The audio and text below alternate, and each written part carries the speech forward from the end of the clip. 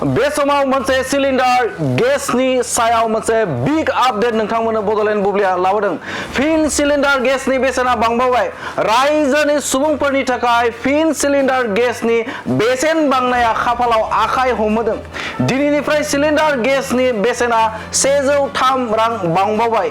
फिन रायजोनि सरासनस्रा रायजो राजाफोरखौ सोबख'दों रां। जाय समाव सिलिन्डारनि बेसेना खमाय क'क्राझार मक्रापारायाव थानाय साम कलेज अफ नार्सिं क'क्राझाराव गोदान फरायसाफोरनि एडमिसन एबा मुं थिसननाया सोलिगासिनो।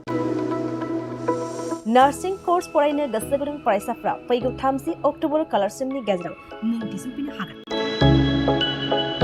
क'क्राझार सोहोरनि खोला फारसे मक्रापारायाव थानाय साम कलेज अफ नार्सिं क'क्राझारा निउ दिल्लीयाव थानाय इन्डियान नार्सिं काउन्सिल आरो गुवाहाटीयाव थानाय Assam nurse midwives and health visitors काउन्सिलनि सिङाव एफिलिएटेड जानायजों लोगोसे गभर्नमेन्ट अफ आसामनि हेल्थ एन्ड फेमिलि वेलफेयार डिपार्टमेन्टजों गनायथि होजानाय गंसे गाहाम खाबु थानाय साम college of nursing 3 years in general nursing midwifery आरो 2 years diploma in auxiliary nursing and midwifery course-नि सोलोंथाइखौ HS पास खालामनाय साइन्स एबा आर्ट्स स्ट्रिमनि गोसो गुदुं फरायसाफ्रा लानो हागोन।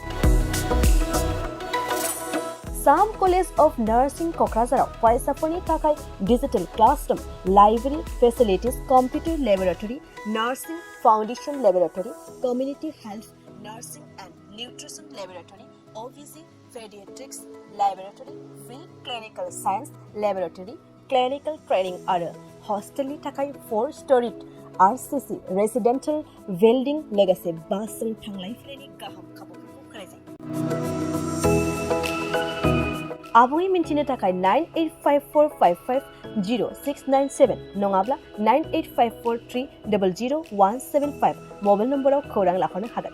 जोंना दा साम कलेजाव एडमिसना जागासिनो दङ 31 अक्ट'बरसिम आरो बिनि उनावहाय जोंहा स्टुडेन्टफोरनि थाखाय फेसिलिटि दङ बेहाय 3 years कर्स आरो हस्टेल फेसिलिटि दङ आरो हस्टेलाव थांलाय फैलायनि थाखाय गारिबो दङ आरो जों ट्रेनिंनि थाखाय 3 years कर्सआव जोंहा गासैबो फेसिलिटि दंजोबो। प्रेक्टिकेलनि थाखाय प्रेक्टिकेलबो जोंना मोजाङै जायो आरो बे प्रेक्टिकेल समावबो जोङो हस्पिटालाव लांलाय लाबोलाय खालामो। जोंहा एक्सट्रा गारि दङ आरो स्टुडेन्टफोरनि थाखाय हस्टेल फेसिलिटिबो जोंहा दङ। क्वालिफिकेसना जाहैबाय JNM नि थाखाय हायार सेकेन्डारि पास जानांगौ।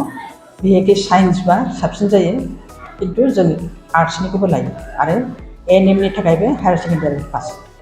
ANM कर्सआ 2 years कर्स, JNM आ 3 years कर्स।